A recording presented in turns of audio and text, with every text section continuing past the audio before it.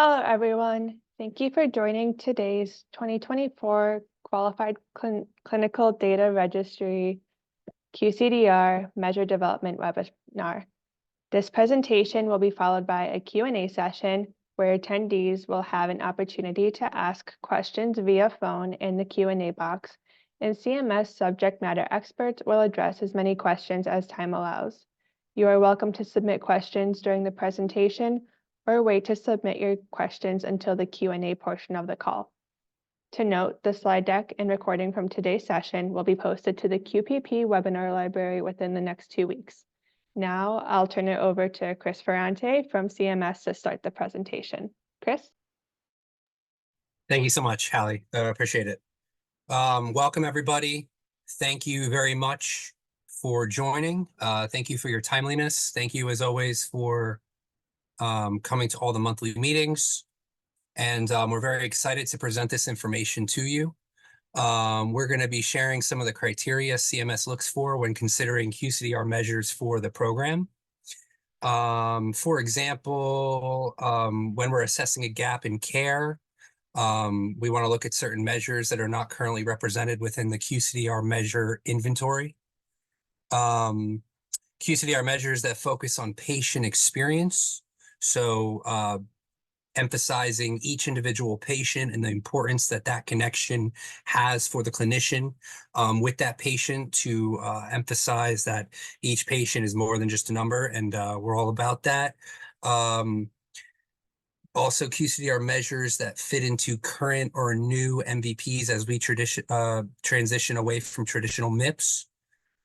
We want to give you all insights that will hopefully make your work more efficient and less laborious.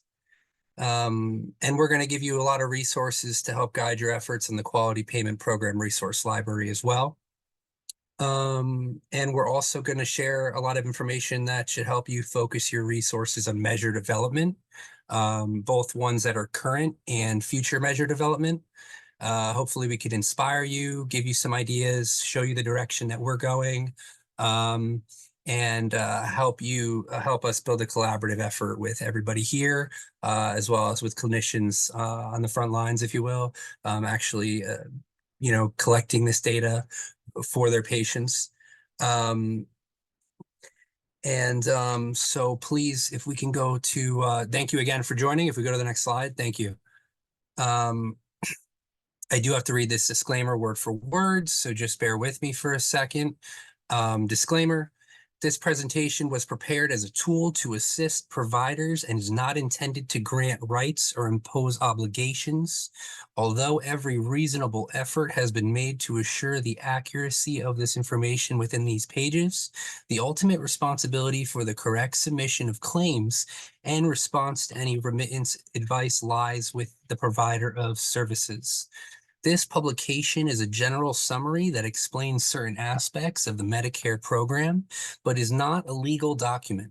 The official Medicare program provisions are contained in the relevant laws, regulations, and rulings. Medicare policy changes frequently, and links to the source documents have been provided within the document for your reference.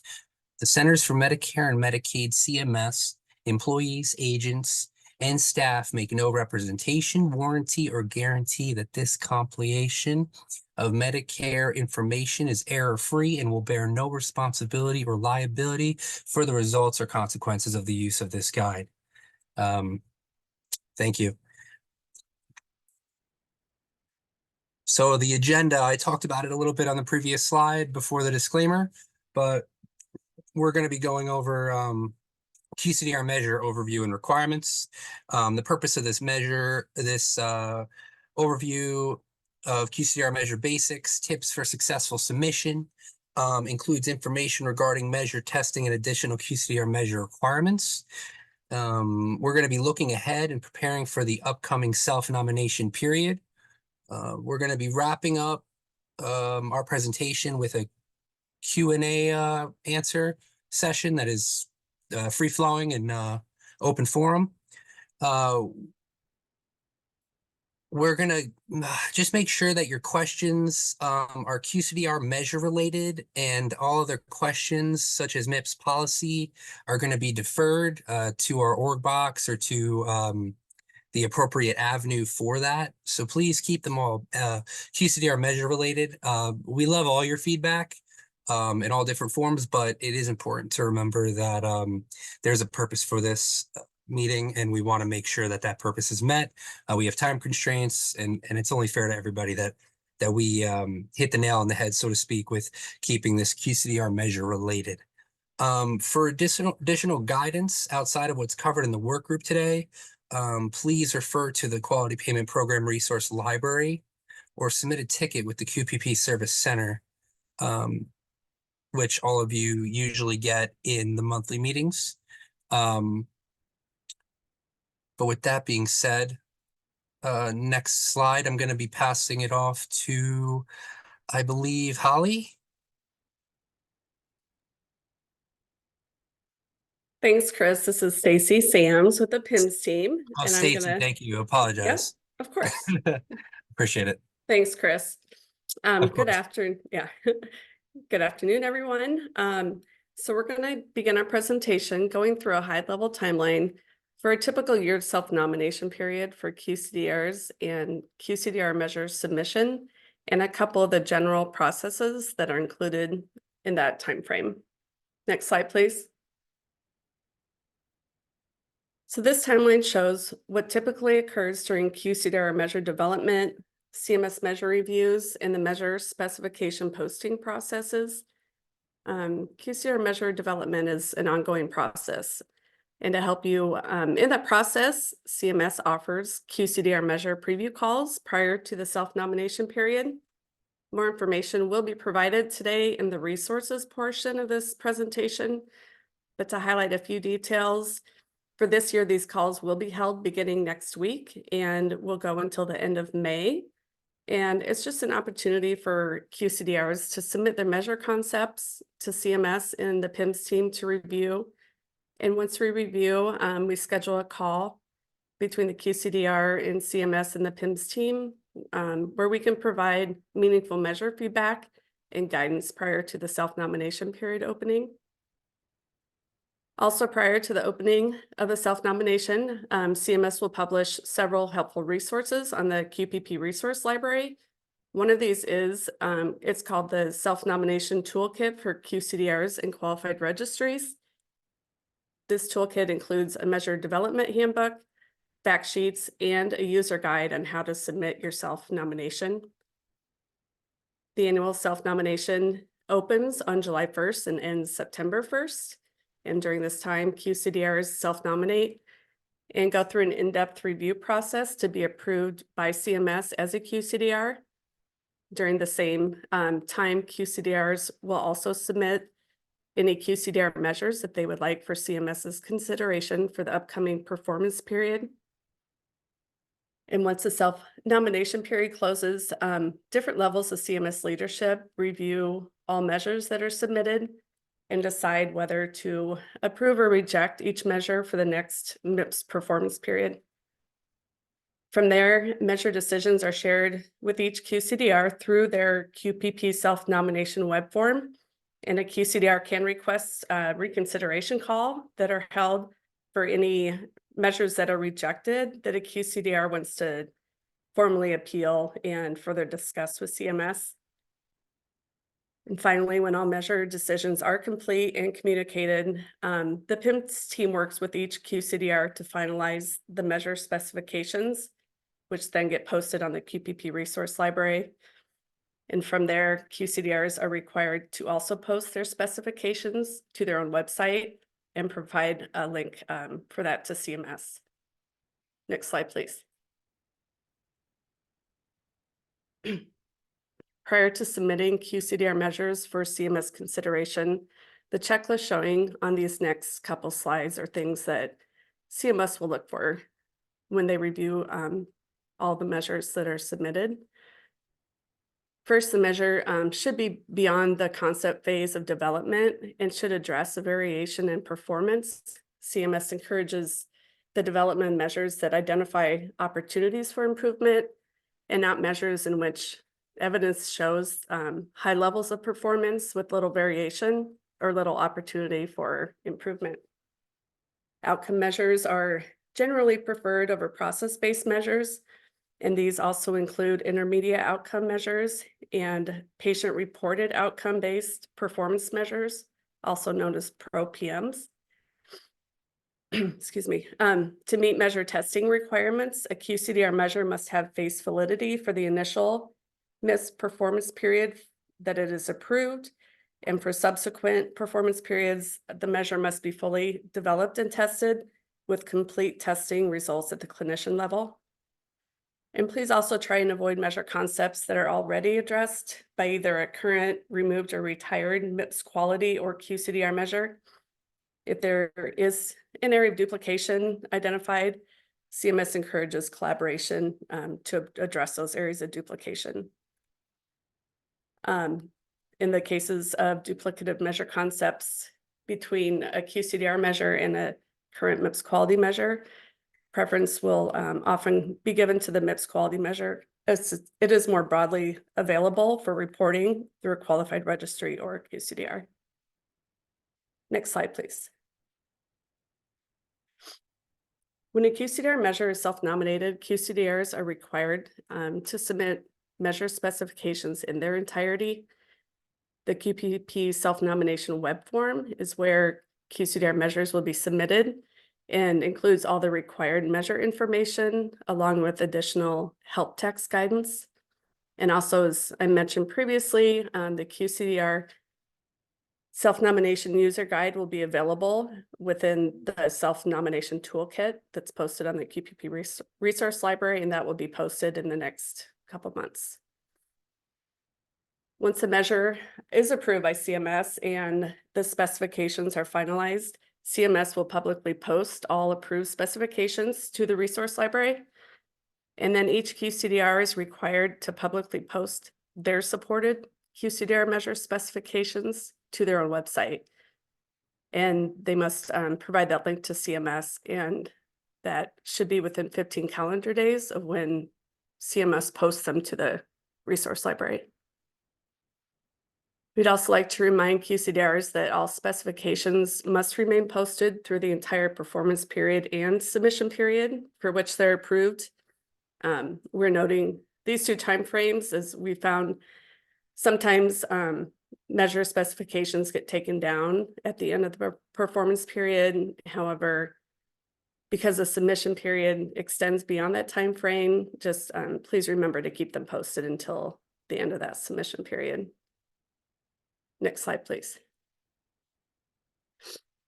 It's expected that QCDRs who submit QCDR measures for CMS approval are able to collect all measure data elements for the QCDR measure and feasibly implement the measure by January 1st of the performance period.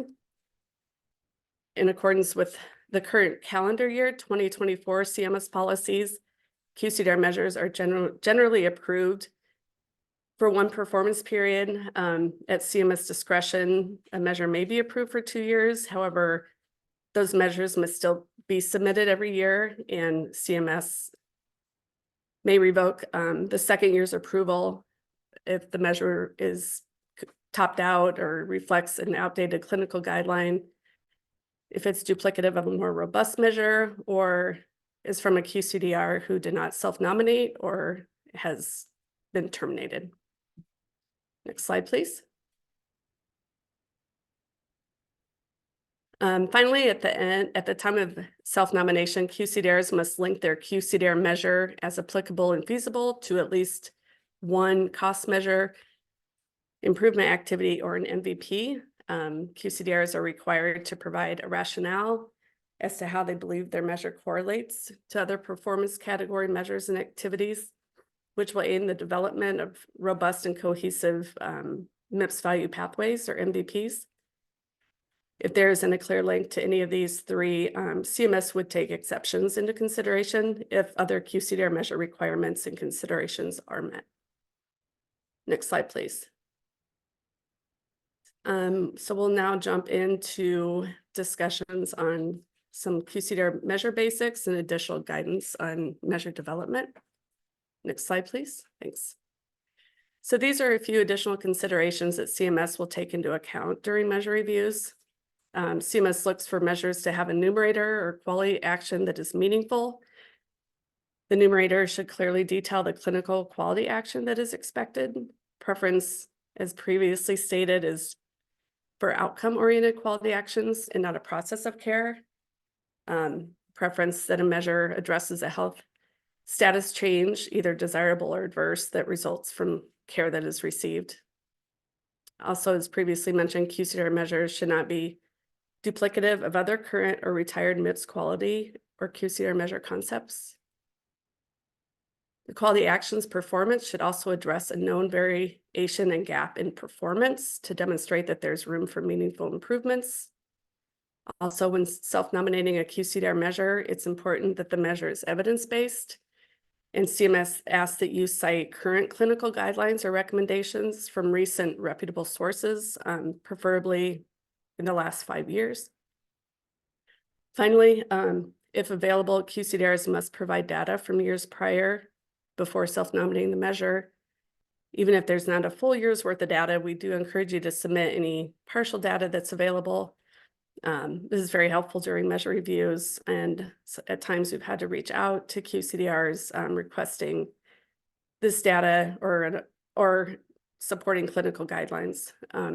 So we just encourage that you submit any supporting evidence for the measure when it is self-nominated. Next slide, please. Each self-nomination period, we receive hundreds of QCDR measures to review, and we like to share trends and common feedback to hopefully better guide you in what CMS is looking for in measure development. And in the next few slides, we'll walk through some of the typical scenarios that we encounter. The first is probably the most common scenario that we see, which are measures that only capture completion of an assessment or a survey. An example is a numerator which requires just that an assessment is done but does not offer follow-up or plan of care to address any abnormal or unusual findings. Preference is for measures that focus on a robust patient outcome or quality action instead of just performance of a clinical action in the form of a checkbox or documentation. Similarly, CMS prefers outcome-based measures over measures focusing on clinical processes with a minimal link to an outcome. And aside from true outcome measures, these may include intermediate outcomes or patient-reported outcome-based performance measures. Next slide, please. Another consideration are measures that split a measure or comparable clinical processes into several different measures. In these instances, CMS would encourage you to explore opportunities to combine comparable clinical processes, and this ensures development of one more comprehensive measure that can provide a broader picture of quality instead of having it broken into separate measures. One example is, excuse me, taking results of 3 different tests that together would be required for a standard of care to manage or care for a specified healthcare condition or patient population. And we'd prefer that all 3 tests be combined into one comprehensive measure instead of each component being submitted as a separate measure. As already mentioned, CMS encourages measure concepts that are not already found in existing proposed or retired MIPS quality or QCDR measures. The preference would be that you would collaborate with existing measure stewards to make measure updates to a current measure so that it covers a broader patient population or clinical setting. And finally, we want measures where variability in performance between different clinicians can be quantified in lieu of measures related to so-called never events like a fire in the operating room. These events occur so infrequently that it would not be a meaningful measure. Instead, it's important to be trying to address a gap in care for a given complication or event. In instances like that, when there is less than a percentage separating the top performer from the bottom, it's difficult to distinguish performance variability between clinicians and hard to even say that one clinician is doing significantly better than another. Next slide, please. Here we have a couple more examples to share. We do look at the burden that a measure may pose to a clinician or group and encourage the development of measures that also take that into consideration. Leveraging existing coding systems or choosing the appropriate collection type for the measure are just a couple of examples. We want to ensure all clinicians can effectively capture the correct patient population and quality action. Another important aspect is our measures that have the potential for unintended consequences. We encourage you to further evaluate each measure and determine the need for denominator exclusions or exceptions. This can help avoid those instances when the quality action may not apply for all patients that fall within a denominator population. And finally, we encourage measures to go beyond what is considered standard of care or low bar for something that is performed consistently. An example is obtaining informed consent prior to surgery, which is a standard of care for those patients. These types of measures should be further assessed for ways to include a comprehensive and robust quality action. Additionally, CMS looks for measures that will fill areas where performance gap exists, which would be much more meaningful.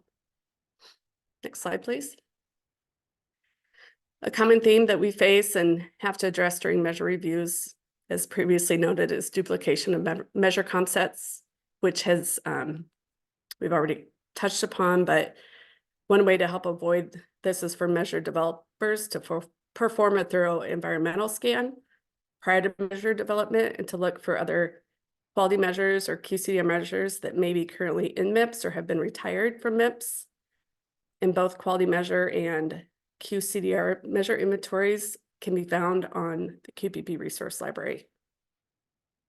This review can help you to identify similarities or differences in different parts of the measure, such as clinical concepts, patient populations, clinician type, quality action, clinical setting, and just other important factors where there may be overlapping concepts. Reducing duplicative concepts can help also to reduce clinician burden, improve scientific viability, and increase the measure's importance. And it will also allow for broader comparisons across a larger cohort and also increase a chance of a measure establishing a benchmark. Next slide, please. And to expand a bit further on measure duplication, this is something that CMS looks to identify, and it's in consideration for measure approval. Sometimes CMS may suggest that one QCDR obtain permission from another QCDR to utilize an existing measure rather than approving both measures for MIPS if they're similar. Under special circumstances, duplicative concepts may be approved for 1 year under the condition that the QCDRs involved will address and resolve the areas of duplication for the subsequent year. Again, these are very individual and special circumstances, and this is not a general rule that's typically followed. Usually the more robust measure will be the one approved. Next slide, please. In addition to avoiding duplicative measures, CMS is moving towards inclusion of more outcome-based measures in MIPS. These are measures which focus on the health status of a patient that results from care in which they received, either desirable or adverse. These can include the pro-PM measures, which are performance measures that collect data directly from the patient using a PROM tool, which may be an instrument or a scale and is patient reported. Tools that may be used in a measure should be standardized and validated tools that are non-proprietary. And last are intermediate outcome measures. These measures assess the change produced by a healthcare intervention that leads to a long-term outcome. And these measures show evidence that the measure's intermediate outcome does lead to a desired health outcome. Next slide, please. So I want to thank you all for your attention, and I'm now going to turn it over to Marla Throckmorton, also with the PIMS team. Thanks, Stacy. Now let's talk about the QCDR measure review process and tips for a successful submission. Next slide, please. So as you are preparing to submit your measure specifications using that QPP self-nomination web form, these are some of the things that we'd like for you to remember. One, before, as you enter all of your documentation into that web form, before you actually submit the measure to CMS, please make sure you review all measure specification components for accuracy. The QCDR measure specifications in their entirety must be submitted or should be submitted at the time of self-nomination. There are required fields that won't allow you to bypass them. This includes the items that are required for testing, performance data, measure recommendations and rationale, and then any other required fields. Please note that all required borrowed measure specifications must also be submitted at the time of self-nomination. These are much less or much fewer fields that are required because the measure specifications are then for the borrower, there's not very many specifications required because the owner of that measure will determine the measure specification. Be sure to complete a spell check and a grammar check because this information is publicly published on the QPP resource library. Substantive revisions won't be accepted after the close of self-nomination. Revisions are limited to only minor edits such as grammar, punctuation, and wordsmithing. QCDR measures can't be added after self-nomination closes. So for your QCDR to be able to support a QCDR measure, it must be submitted during that self-nom period. MIPS quality measures, the clinical quality measures and the electronic clinical quality measures may be added after that September date. I think it is usually they can be added through May of the next year. Please ensure that during the self-nomination period, you are checking your QPP self-nomination web form in order to comply with all deadlines. Our PIMS team tries very hard to make sure that we're placing comments reminding of deadlines and trying to keep everybody aware of impending things that are due. Next slide, please. This is one area that we have noted there's been some issues, and this is when you have performance rate submission and data aggregation for measures with multiple strata, denominators, patient populations, etc. There are several measures in the program that require the collection and submission of data for multiple populations. We refer to these as multi-performance rate measures. So it really helps if you review the specification to understand if it's a measure with multiple patient population submission strata with one performance rate or with multiple performance rates. And we're going to be going through a couple of three different examples here in a moment. Next slide, please. This graphic shows you how the questions that are actually in the QPP self-nomination web form that we utilize for this analytic. The first question is the number of performance rates to be calculated and submitted. The second one is the performance rate descriptions. And then lastly, you have to indicate an overall performance rate. This, you will also see these, once you enter them into the self-nomination form, then as we go through the finalization of measure specifications later on in the process, you'll actually have a spreadsheet that you'll have to have another opportunity to review what you input. So let's talk through this a little bit for these multi-strata measures or multi-performance rate measures. There are two different options. One is that this QCDR aggregates the data and calculates the score, the performance rates before submission, or the QCDR aggregates the data and then submits that data for then CMS to calculate the overall performance rate.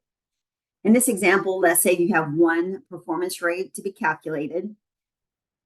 you would look at there, this looks like it's a multi-performance rate measure with 3 performance rates, but really when you look at it, it truly only has 2 performance rates, the male patients and the female patients. But if the QCDR wanted to only submit 1 performance rate, they would submit this rate 1 they show here, all patients, and say that they're going to do the first performance rate. But if they wanted to calculate the strata, the 2 strata, and calculate the 2 strata, I'm so sorry, I got that changed in my head. So if you wanted to list here that there are 2 strata, you would submit the data for both strata and then indicate that it's going to be a weighted average. We'll talk about that more in just a moment. Next slide, please. There is the first example that we're going to show is it's a focus on a specific strata as the performance rate for the measure. The specified strata to be used for the required performance rate for CMS should be identified. For example, the overall MIPS performance rate may equal performance rate 2, for example, or performance rate 1. So you submit 1 performance rate. You can submit 1 performance rate to CMS, which requires the performance data to be aggregated and calculated by the QCDR prior to submission. Next slide, please. This example shows that the QCDR is going to calculate and submit the data for these 2 strata, and then they want CMS to select the second performance rate to be used for the benchmarking of this measure. The goal of this is to streamline information based upon the analytic so that it aligns in messaging across all MIPS quality measures. We want to make sure that CMS fully understands what is expected for this measure to be reported. Next slide, please.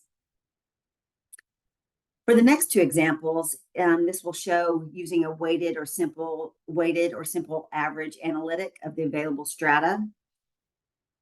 And for a weighted average, it's the sum of numerator values is divided by the sum of denominator values. Or if you choose a simple average, it's the sum of performance rates divided by the number of performance rates. So you submit the measure data at each strata level or performance rate for CMS to calculate the overall performance rate. The number of performance rates to be calculated for a simple or weighted average have to equal or be greater than 2 performance rates. And then you would indicate, of course, which analytic you want used. Next slide, please. So in this example, the number of performance rates to be calculated and submitted are 2. This could be, 6.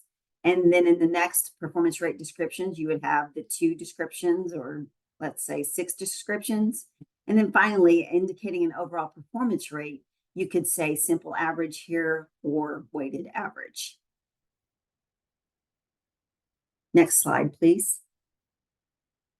Next slide, please. For a QCDR measure to be active within the program, it must be owned or co-owned by an approved QCDR that is active that year.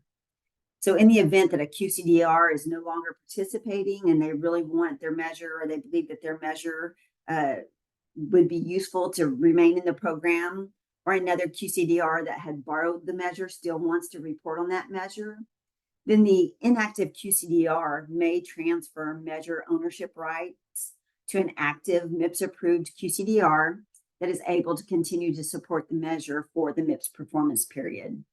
The new owner or receiving QCDR must provide medical and measure expertise to be able to amend and manage the measure. And this is honestly evidenced by being an approved QCDR within the program, because that part of the self-nomination, you have to be able to prove that medical and measure expertise. The new owner or receiving QCDR can then permit other QCDRs to borrow the measure as determined by the new owner. For borrowers, permission must be granted at the time of self-nomination so that the borrowing QCDR can include written proof of permission for CMS review and approval. Next slide, please. There are instances where QCDR measures are not meeting the benchmarking thresholds for 2 consecutive periods, for example. And if a QCDR really believes that this measure is meaningful for their specialty, they want it to be able to continue in the program, even though they're not meeting this benchmarking threshold, then they can submit what is called a participation plan. The participation plan must include the detailed plans and any changes to how they're going to encourage their eligible clinicians and groups to adopt and submit data on the low reported QCDR measure for purposes of MIPS. Oftentimes, QCDRs will submit good data that shows good adoption or a large number of clinicians reporting the measure, but that is just internal data. For it to actually continue in the program, it must meet the MIPS. Those clinicians must be reporting to MIPS and establishing those benchmarks. The plan can include one or more of the following: development of an education and communication plan for clinicians. They can actually amend or update the measure specification to encourage broader participation, or even require reporting of that particular low reported measure as a condition of reporting through the QCDR in order to enhance the reporting of that measure. Next slide, please. Regarding measure IDs, so QCDRs don't assign their own measure IDs to new and approved measures. These are assigned systematically during the specification and approval process by CMS. And the purpose of this is so that CMS can track and apply continuity to the measure ID, which then impacts benchmarking. So for a new measure, a measure that's never been in the program, the first year that it's in the program, it will be assigned a new measure ID and have that first performance year as the year it was approved. So for existing measures, though, that undergo some type of substantive change, a new measure ID may have to be assigned.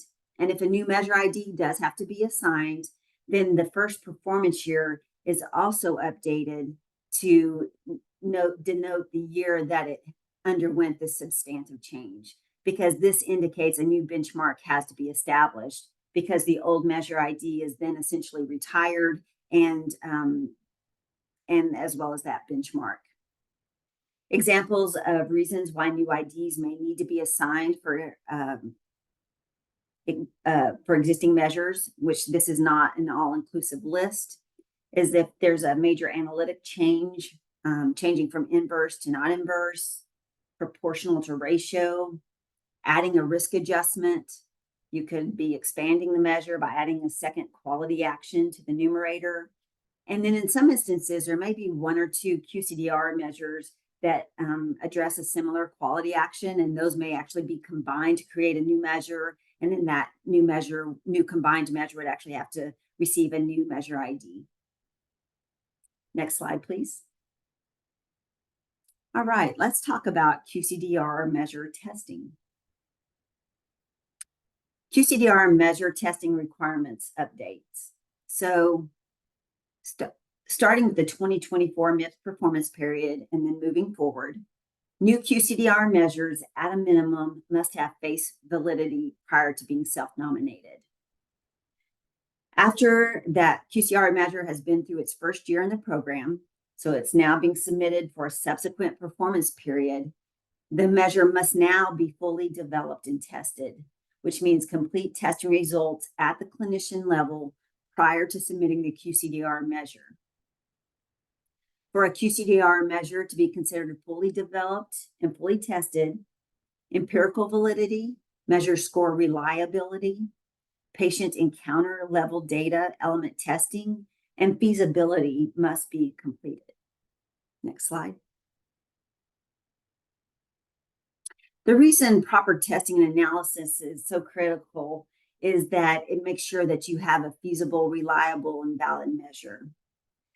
Testing and analysis should be conducted during measure development, alpha and beta testing, which we'll talk about in a moment.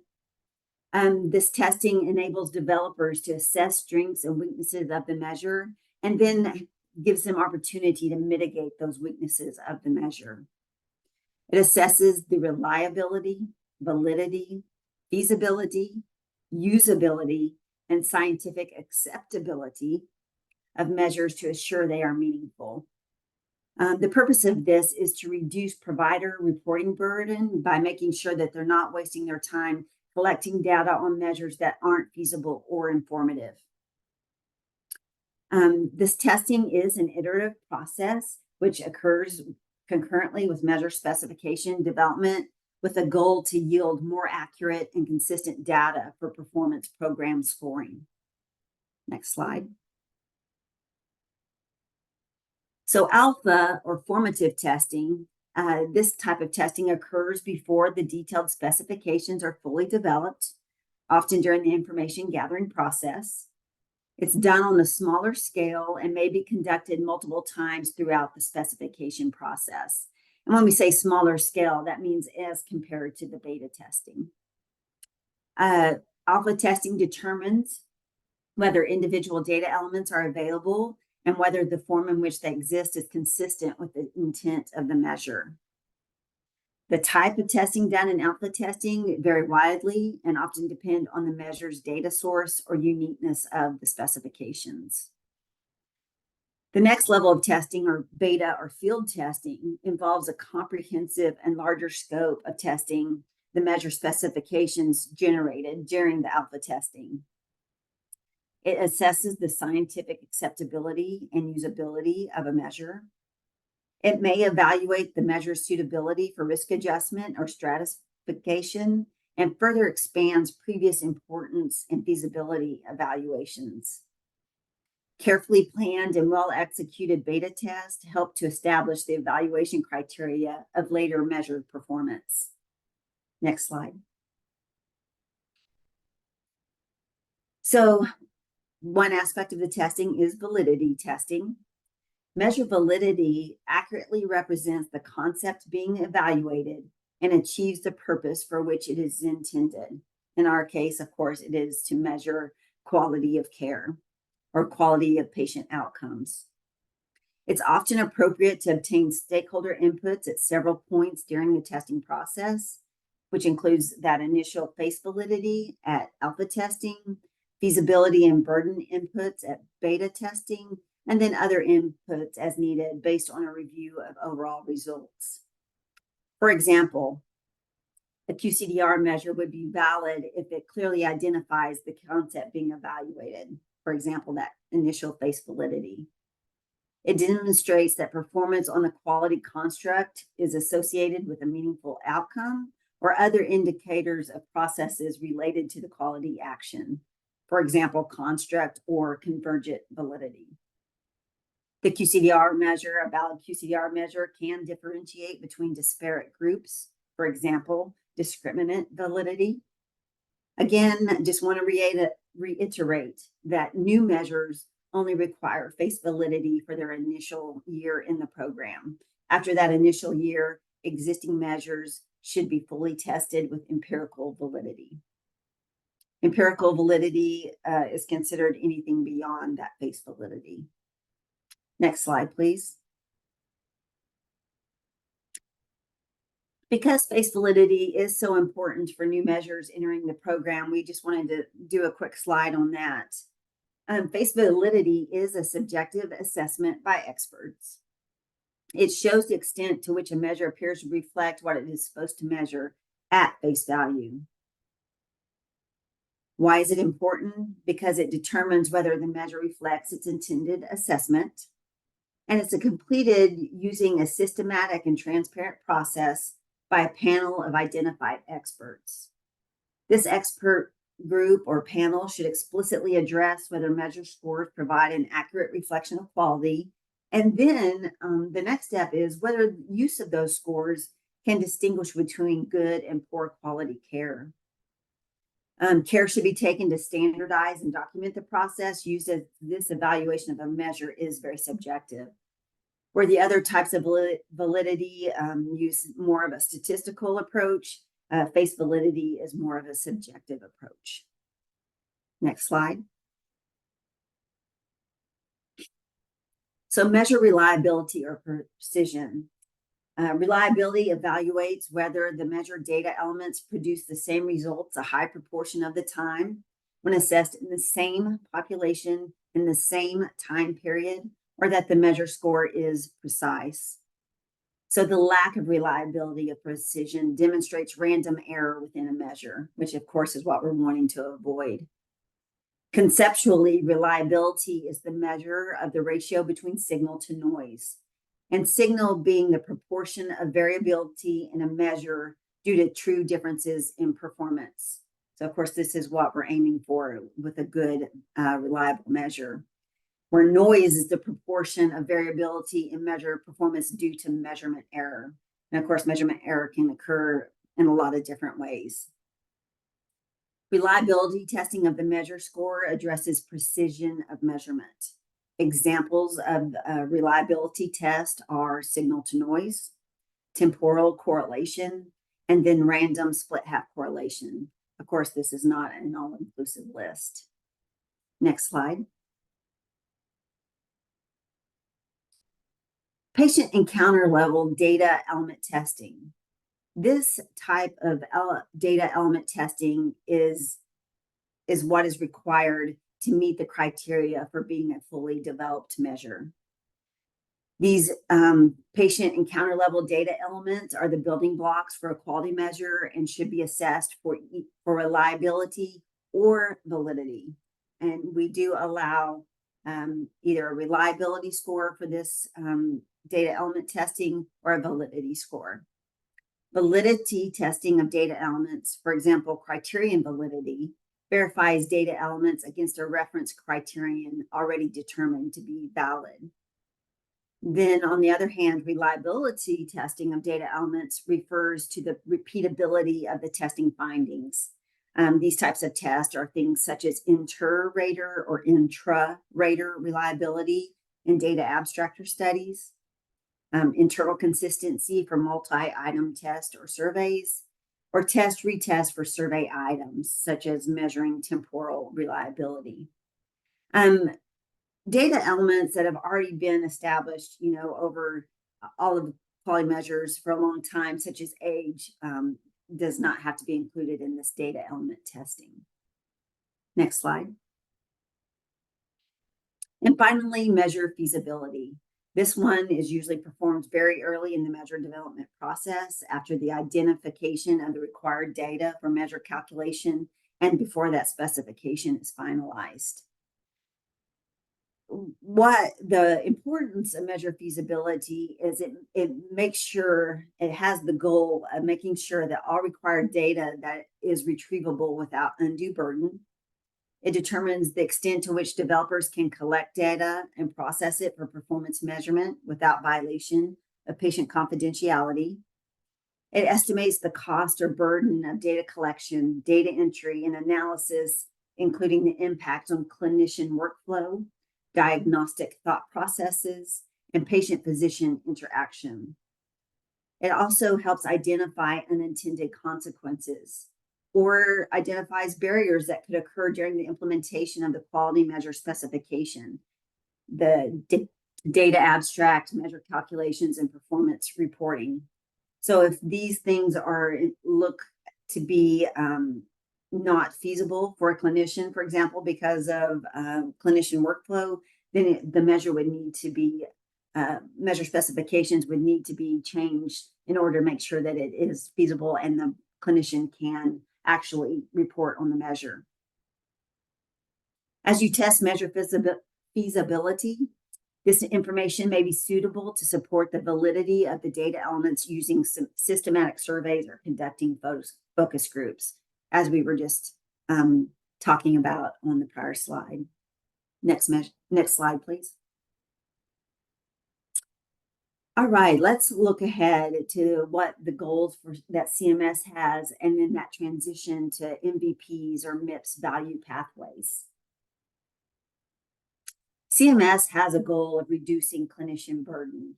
And the way they want to do this is by focusing on measures that reduce reporting burden, such as using administrative claims outcome measures and moving to digital quality measures or DQMs.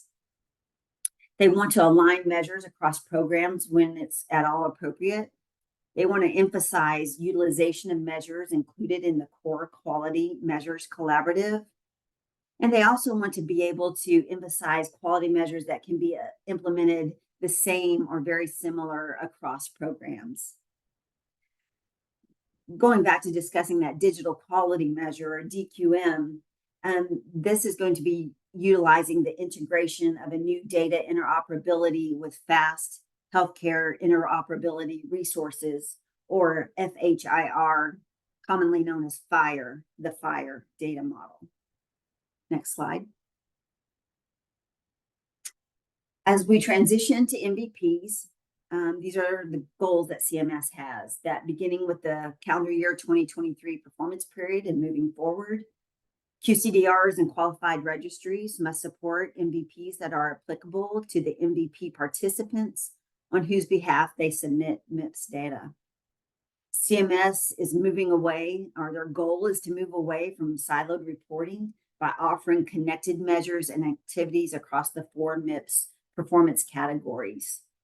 These performance categories will incorporate a set of administrative claims-based quality measures that focus on population health, provide data and feedback to clinicians, and enhance information provided to patients. The goal is to result in a comparative performance data valuable to patients and caregivers in evaluating clinician performance and assisting them in making decisions about their care. The goal is to reduce the number of measure selection and reporting burden, which creates a streamlined approach to MIPS reporting while allowing for a more cohesive participation experience. Next slide. For QCDRs that support MVPs, according to the calendar year 2024 Medicare Physician Fee Schedule Final Rule, QCDRs, or qualified registries, must support all measures and improvement activities available in the MVP, with the exception of, if an MVP includes several specialties, then a QCDR is only expected to support the measures that are pertinent to the specialty of their clinicians. Also, QCDR measures are only required to be reported by the QCDR measure owner. For borrowing QCDRs, the borrowing QCDR may only support the measures if they have the appropriate permissions from the owner, the QCDR measure owner. So what impact will the transition to MVPs have on current QCDR measures? QCDR measures will be reviewed as a component of future MVPs. So these are the questions that are being asked. Does the QCDR measure align with a current or future MVP topic? Does the QCDR measure complement improvement activities and cost measures? And finally, does the QCDR measure align with the goal of keeping MVPs stable year over year? Next slide. Requirements for a QCDR measure to be included in an MVP. So a QCDR measure must be fully tested and fully developed at that clinician level, as we talked about.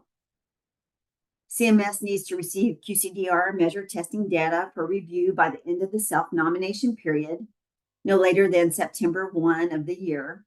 Our self-nomination period lasts from July 1 to September 1. In the case of 2024, September 1 falls on a weekend, and then we have Labor Day. So it will be September 3rd of 2024 to be eligible for a proposal within an MVP. You must self-nominate as a QCDR and submit the QCDR measures for CMS consideration during that self-nom period. QCDR measures must be active for 1 year prior to self-nomination to be considered for inclusion within a candidate MVP. Next slide. All right, let's talk about some great resources as you work through this QCDR measure development process. As Stacy mentioned, we do offer QCDR measure preview calls, and we really recommend that you take advantage of this opportunity to speak with CMS and the PIMS team prior to the self-nomination period. The preview calls will be held February 12th through May 31st of this year. The request must be received by May 17th of 2024.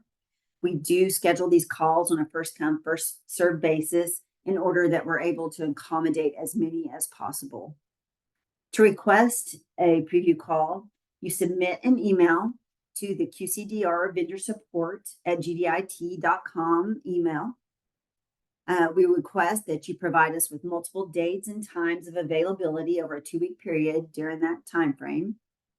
We want you to include names and email addresses of those you would like to attend from your QCDR. And then we request that you, at least 7 days prior to the scheduled meeting, that you provide us with a single Word or Excel document that contains the concepts and specifications to be reviewed. And this gives the PIMS, CMS and the PIMS team an opportunity to review those, and we can really make the call meaningful. If not received at least that 7 calendar days prior to the scheduled meeting, the meeting may have to be rescheduled. Just a reminder that measure decisions can't or won't be made during the QCDR measure preview calls. This is because we have to assess all the measures as a whole. So at the end of that self-nomination period, we know if there's any measures that have overlapping quality actions, etc. So we cannot make decisions prior to self-nomination closing. Next slide. So some links to some final rule information, Medicare and Medicaid programs, calendar year 2024, that physician fee schedule rule. There's also a final rule resource, which is, I think, a little bit easier to read. Then we also recommend that you utilize the Measure Management System, MMS, blueprint for measure development, which is contained within this Measure Management System hub, which is has a wealth of information. Next slide. Other resources are the National Quality Forum Measure Evaluation Criteria. I know that we are transitioning to something called the consensus-based entity, and I think there will probably be more information on that, but NQF is a great place to start. There is the Measure Development Plan and annual reports. Again, a link to that Measure Management System. We do also have the 2024 QCDR measure specification file. This file lists all of the approved QCDR measures for the 2024 MIPS performance period. And a similar file for the 2024 clinical quality measures specifications and supporting documents. Next slide. For electronic clinical quality improvement or related to electronic clinical quality measures or ECQMs, this ECQI Resource Center is a great one-stop shop for all types of resources, tools, and education. Next slide, please. And really, this one's very important as we're transitioning to the MVP. We do have a Learn About MVP reporting option, which helps you to guide decisions making and choosing to report MVPs. There's an implementation guide, and it provides details on how to participate. This will be updated, of course, as we move forward. Next slide. 2 more MVP resources. There's a timeline, the transition from traditional MIPS MVP timeline that CMS has to show you how they're planning to transition. And then there's also an Explore MVPs webpage. And this is helps you learn about all of the finalized MVPs, including the measure and activities in each MVP. Next slide. All right. Thank you so much for your time. I'll now turn it over for our question and answer portion of the webinar. Thank you. So now we're going to start the Q&A portion of the webinar. As a reminder, you can ask questions via the Q&A box or through the webinar audio. To ask a question via the webinar audio, please raise your hand and we will unmute your line so that you can speak. To submit a question anonymously via the Q&A box, please click Send Anonymously. Otherwise, all attendees will be able to view your question. As of right now, we only have one question in the queue. That question's for Olga, and the question reads, is full measure testing necessary each subsequent year a measure is submitted, or once approved year 2, no further measure testing information is required in self-nomination? Hi, this is Olga from PIMS. Once the measure is fully tested, you do not need to retest the measure each year as long as there are no significant changes to the measure specifications. We do ask that for self-nomination, you do still fill out that information, but you can just provide the information that was previously used. All right, thank you. So that was our only question for today. If anyone has a question they would like to ask over the phone, I would encourage you to raise your hand now so that we can unmute your line and then you can ask your question. I see we have a question from Blair. Blair, we have unmuted your line if you would like to unmute yourself.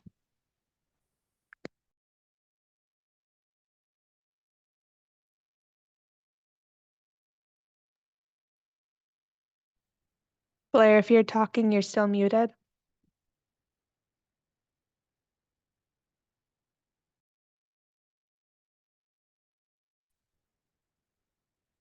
So my question is, I have a lot of questions, but my phone service, I'm not able to use my phone right now. So how would I ask these questions when I am able to use the phone? Hi, it's Olga. I'm sorry. I'm not sure if I heard the question completely, but if you're asking on how to submit your questions, then we would suggest that you submit a ticket to the QPP Service Center. That's probably the best way to ensure that your questions get answered by the appropriate experts. Okay. All right. Thank you. All right, thank you, Blair, for that question. Did anyone else have a question that they would like to ask? If so, please raise your hand now or submit your question in the Q&A box so that we can answer your question.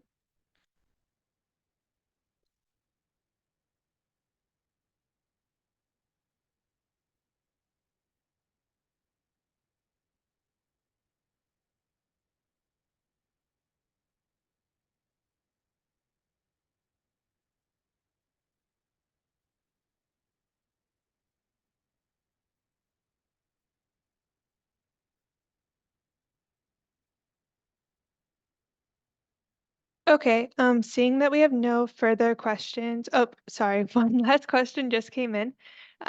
Also for Olga, and the question reads, is there separate guidance for development of cost measures? Hi, I just wanted to say, unfortunately, we don't have experts regarding the cost measures. That's a bit out of scope for this webinar today. But if you are looking for resources, I'd say that the CMS MMS Hub would be a good place to look, or submitting a ticket to the QPP service now. Thank you, Olga. All right, seeing that we don't have any other questions in the queue or any other raised question or raised hands for questions, that will conclude the Q&A portion of this webinar. So we'll turn it back over to Chris Ferrante from CMS to conclude the call. Chris? Thank you, Hallie. Thank you, everybody, so much for your time. Excuse me. So to clear my throat. Thank you so much, everybody, for your time, as always. If you're in the Northeast like I am, and I'm in New Jersey, the weather's beautiful for this time of the year. I hope you enjoy it as much as I am. Outside of work, I definitely am. And thank you for your time. Please make sure you're looking at all your inboxes going forward for any future meetings. We look forward to seeing you guys later. Thank you for your thoughtful questions. Thank you for tuning in, and we'll see you soon. Bye now.